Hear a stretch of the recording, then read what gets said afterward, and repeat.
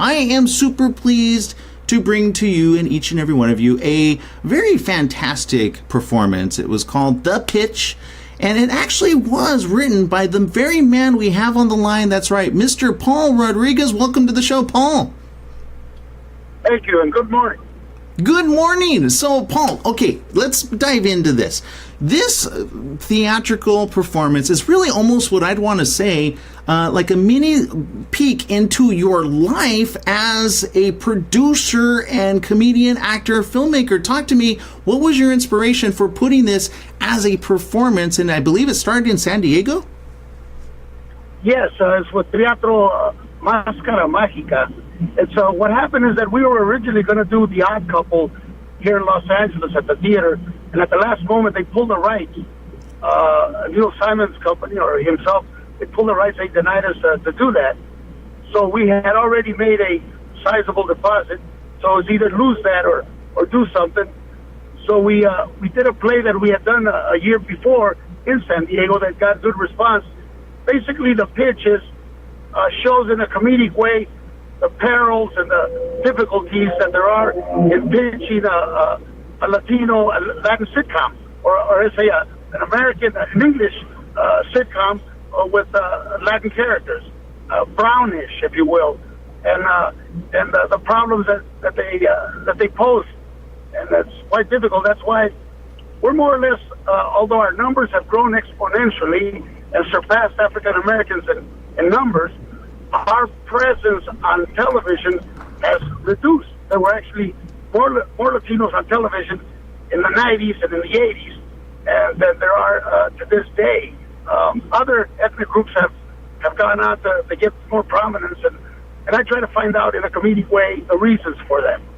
Well, and you do, I mean, Paul, of course, being an original Latin king of comedy, I don't know if you heard me, I was in the front row, and I was busting up like a stitch. If I had stitches, I would be busting them up, because I have seen, I remember my first introduction to you, as many of us, Born in East LA, I remember you on that. Then I remember the other film that you did, I believe it was Juan, A Million to One, which was another great production. And then you've had so many other, many, what I would say, you've broken a lot of barriers to begin with. And people will be talking about Paul Rodriguez all this time, but I think one of the barriers that you're bringing to light, which is one that actors talk about to other actors, but oftentimes it's a discussion, but no one sees what really happens behind the scenes. And stepping into this play, we see this, and can you talk about even like your son? Because you talk about your son, and you guys actually had a real pitch that you actually feature in this. Can you talk about that? Yeah, well, we did a sizzle reel with Edward James Olmos, myself and my son, and we went to CBS, as a matter of fact, a couple of years ago. They passed on it, and then if you drive down the highway now, you see a very, very similar show called Me, Myself, and I, where the characters look exactly the same. An older man, a middle man, and a young man. Now, I'm not saying they stole it, but it's very similar, and it'd be worth looking at that idea. But having said that, every year when we show this sizzle reel, and the sizzle reel, for those people not in show business, is a more or less a sampling of what the series that you're trying to sell to a network is. And every year we've had a network buy us, that is to say, get writers and develop it, and then every year that network decides not to do it. They put it in turnaround. Now, something is wrong because they like it, but when they write a pilot script, then they reject it. But the sad part about it is that they don't allow you to write it. They assign two, in my case, every year they've assigned, for the last 4 years, they assign Caucasian writers who write a script, and then the network rejects that script, which is ridiculous. Because if I complain about the writers or complain about the script, then I'm cast as a difficult person. Right. And it's hard to get another person interested. And if I say nothing and it doesn't come out good, then they reject it and it never gets on. So it's a catch-22. It's very frustrating. So finally, this play more or less lets people in, lets people make that decision. Because, Aaron, if you saw the clip, I think that you would say to yourself, I would watch something like this. It doesn't beat you over the head with their Latino-ness. It's a grumpy old man, more or less like an Archie Bunker type, which is what Eddie Olmos would play. And I play a meathead. And my son basically plays a young man that's hip. He doesn't. He never grew up with racism. He doesn't know what it is to live in poverty. He doesn't know. He functions totally in English. So these are the three generations, which is what the name of the series is. The frustration is that in every network that I know of, there are no Latinos powerful enough to greenlight a project. Their idea of helping minorities is always to put an African American in charge of minority programming, and naturally or unnaturally, they always put African American sitcoms. And this is the case this season. If you drive around, you'll see 12 new African American shows and 0 Latino shows. I'm saying, how can this be when our population is growing exponentially? So something is definitely wrong, and I think it's a misunderstanding. They don't understand us. They're always telling me, well, go to Telemundo or go to Univision. And in reality, Univision, our kids, the generation of Latinos here, they don't watch that. We don't. Parents might watch it, but it's they true. function in English. It's true. So we're being blackballed or say taken out of there. I don't think it's as much racism as it is ignorance of what it is we're trying to do. Well, and Paul, you mentioned something which in watching the clip, I talked, of course, to those other attendees that were there, and we were all agreeing. We said, wow, that was a really good sizzle reel. Like, I would watch that because, especially those from Latinos family, and other ethnicities actually understand this. Usually, all the families kind of rally to live with each other. So you have a lot of this dynamic. You have Edward James Olmos, who played, many people were like, oh, he reminds me of my grandma, or he reminds me of my grandpa, or my father. Even my cousin said, oh, that reminds me of my dad. That would totally be the way he is. And there is a generational difference in each. Now, I know that the networks at one point, and I want to say this was 2 or 3 years ago, they were looking for reality programming, exactly that, covering 3 generations. But you had this already. Here's my question. What prevents it from being, because I don't know how many shows I've heard that networks, the main networks, have turned away, but other ones like Netflix, like other ones that have an international base, pick up and actually are now being, getting Oscars and Emmy nominations because they are picking up what the networks are not getting, which is what people want to watch. Well, actually, we went to Hulu, and Hulu was interested, but Edward Olmos had a commitment. So Edward dropped out. So I reached out to Cheech from Cheech and Chong, who agreed to do that. So we did another sizzle reel that I don't show in the play. It's too time consuming, and it's actually very funny also. All it is 3 men living under one roof that belongs to the son who's done well. This is not a parody of my actual life, but it is a sitcom.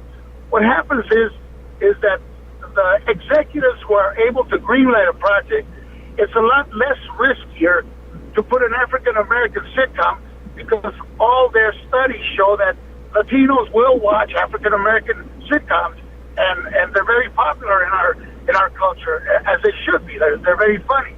Right. The problem is that if you're an executive and you work really hard to get this job, and your choice is between putting on a African American sitcom, or let's say proven success, they have a success rate, or taking a chance with a Latin American show, then it's a lot easier to understand that they'll always go with African American or black shows. But I'm trying to get them to see the fact that I think the average person doesn't sit down and turn on the television saying, I'm going to sit down and watch a black show or a white show. What they do is that you watch shows that interest you, that are funny in itself. We don't want to be on just because we're Latino. We want to be on because we have a funny sitcom. And it's hard for them to understand that. I guess they figure that white Americans and African and Latinos understand or we think we understand the lifestyle of African Americans, with great shows going back to Julia and Bill Cosby's and all that. Well, until we break that tortilla silly, it's going to continue. And I'm not just saying for me. I've had a nice career. What really triggered it off this year is that the 7 most popular, well-known Latino comedians all had deals at different studios. And none of them went to pilot, not even to pilot, which is ridiculous. And I had a deal at NBC. They didn't put mine on. They put on Marlon, the Wayans, a very talented young man, no doubt. And then ABC had a deal with, I believe it was Felipe Esparza, and they did put his on. They put on a new show called The Mayor. You'll see billboards of that, or buses. And then Showtime has The Girls, and the HBO has 2 other series. And, 12-0, that means that we're not even in the game. They don't ever sit down and consider us. There are the exceptions, the Jennifer Lopez, the Nicholas Gonzalez, the George Lopez was on TV Land. Oh, did we lose Paul? I think we lost Paul. We'll pick up this. Oh, there he is. Sorry, Paul. You dropped out just a little bit with the provider there. So, but real quick, let's talk about why it's so important, because there's something that you did in this performance which I thought was very smart, because I have to admit I felt a little odd when I saw certain stereotypes being featured. Then later on you said, look, we did this very purposefully. Why is this so important, again, to have Latino programming done by Latinos instead of somebody else looking from the outside in, not knowing who Latinos are? Look, the very first time I had a TV series, and I believe I was the first Mexican-American, it was A.K. Pablo, and attended by Norman Lear. Even then, some 30-some years ago, I knew that they don't really understand us, and they're not doing programming for us. My father was Joe Santos, an Italian, very talented guy from the Rockford Files, you might remember. Yes. My sister was Cuban. My agent was Puerto Rican. My other sister was from Venezuela. Not to white America, we all sound with a Latino accent. But Latinos know the minute you hear somebody, well, this guy's not Mexican. That's a Puerto Rican accent. That's a Cuban accent. That's a Dominican accent. So it's hard to suspend belief that you're my brother, you're my sister in a sitcom, which proves that those things are not being made for us. They're being made for white or English-speaking audiences. The important things about that is that until we have a creative control of our stories, these mistakes are going to be done, because these stories are written by non-Latinos. Because, again, to try to get into the writers' union is another step, is another hassle. I think Latinos, actually, we've been moving in the wrong direction. We are where African Americans were in the 60s when seeing an African American show was a rarity, was an aberration, if you will. Cosby and Julia and shows like this later caught on. I think we need to educate the studio heads and let them know that we're not at risk, that people will watch a show if the show is funny, if it appeals to everybody, you'll have a shot at it. George Lopez did it for 5 years.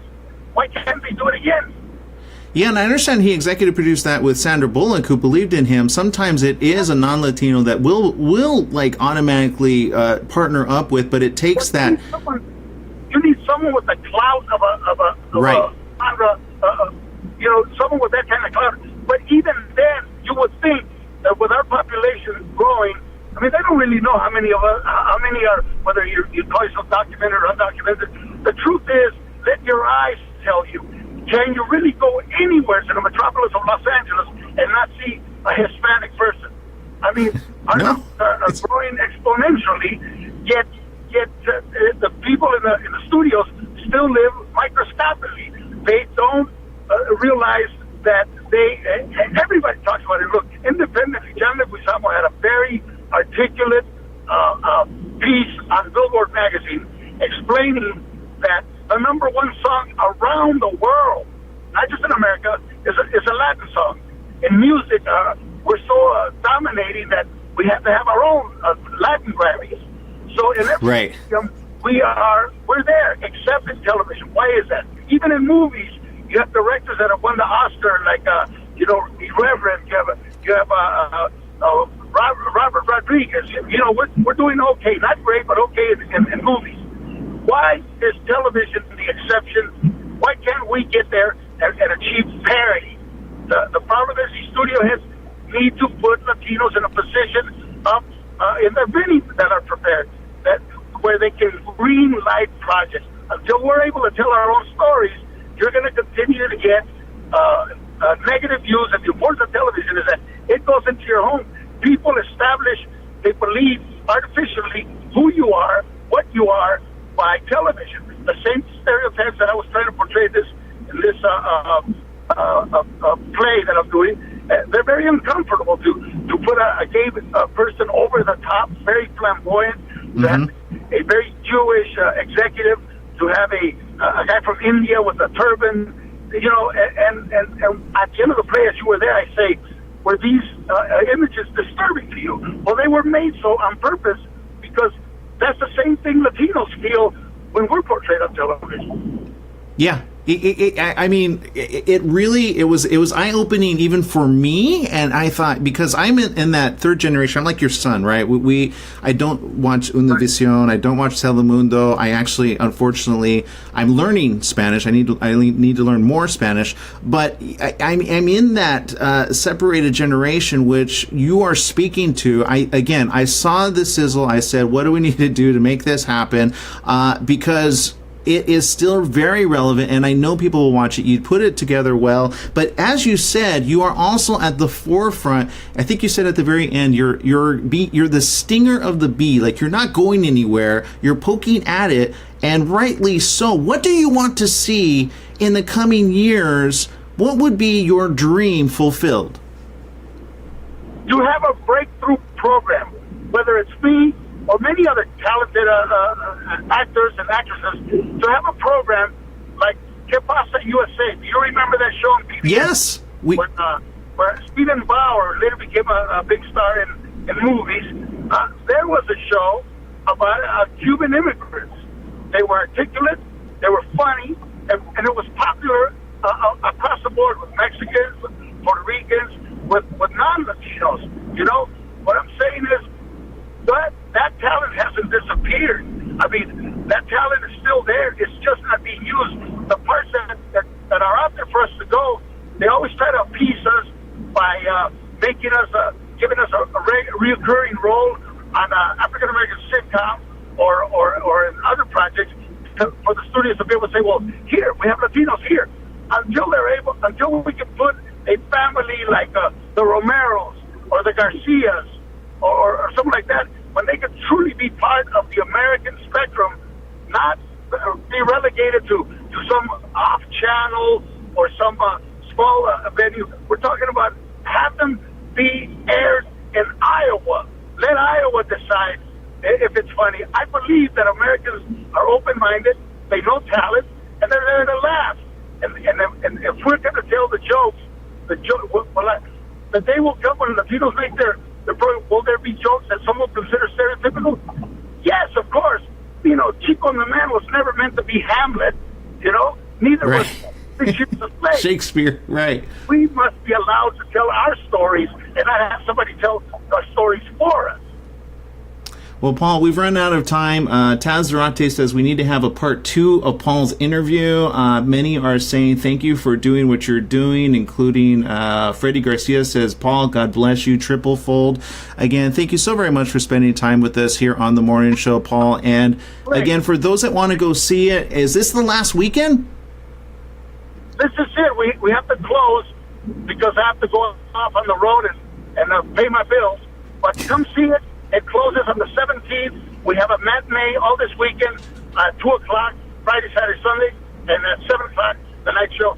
It's educational, it's PG, and I think you'll laugh. It's a fast hour and a half.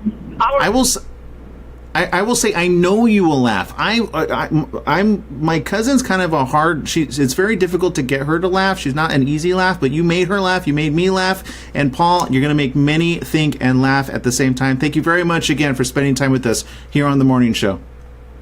Thank you for the time.